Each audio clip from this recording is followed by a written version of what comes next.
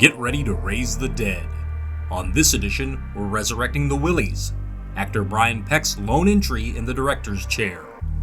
Known for appearing in The Return of the Living Dead, Peck also produced and wrote The Willies, a 1990 horror anthology ironically aimed at a younger audience.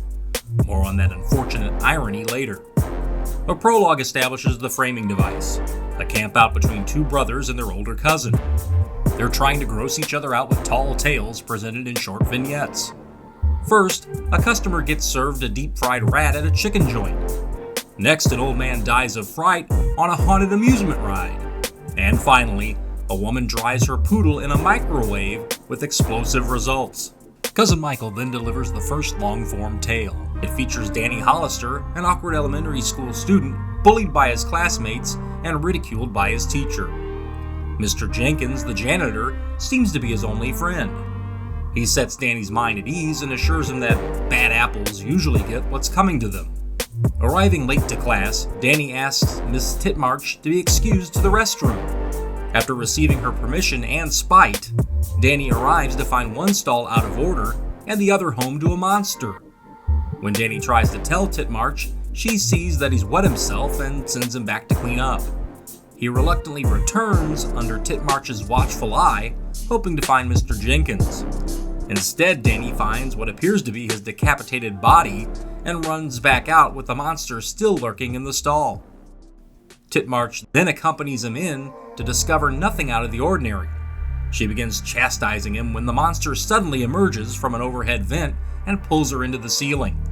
Upon returning to class, the bullies tease Danny until he tells them to check it out.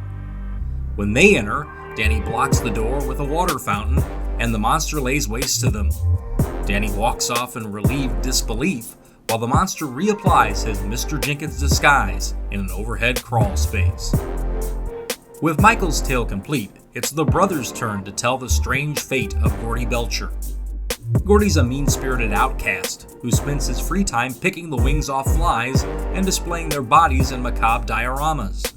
He's also not above stealing supplies, which includes swiping eccentric farmer Spivey's Miracle Manure, which is famous for producing oversized produce. Gordy crosses the line when he replaces raisins with dead flies and cookies he feeds to his classmates. He's kicked out of school and his parents trash his dioramas and other paraphernalia. The upside is that once adversarial Spivey is now suspiciously nice, giving Gordy an enhanced batch of his Miracle Manure. Gordy then finds a few flies his parents overlooked and stores them in the manure jar. The flies grow to mammoth size overnight and pull Gordy's arms off in revenge.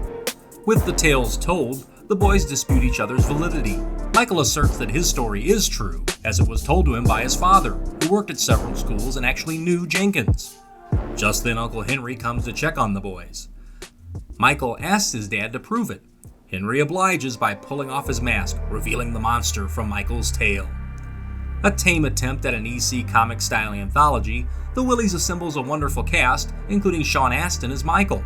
In Bad Apples, James Karen of the first two Return of the Living Dead films plays Mr. Jenkins / Uncle Henry, while Kathleen Freeman of the Blues Brothers gives her best Sister Mary Stigmata as Titmarsh. Jeremy Miller of TV's Growing Pains also appears as one of Danny's bullies. Flyboy features Michael Bauer as Gordy. He would go on to appear as Donkey Lips in Nickelodeon's Salute Your Shorts series. Rated PG-13, The Willies doesn't provide real scares, but the real-life crimes of its director are horrific and probably the reason why it's out of print. A registered sex offender, Peck pled no contest in 2004 to 2 counts involving minors. As a result, The Willies has fallen out of print.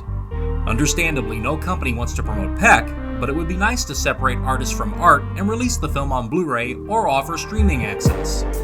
It's not great, but The Willies isn't, Peck aside, what the boys would describe as grosser than gross.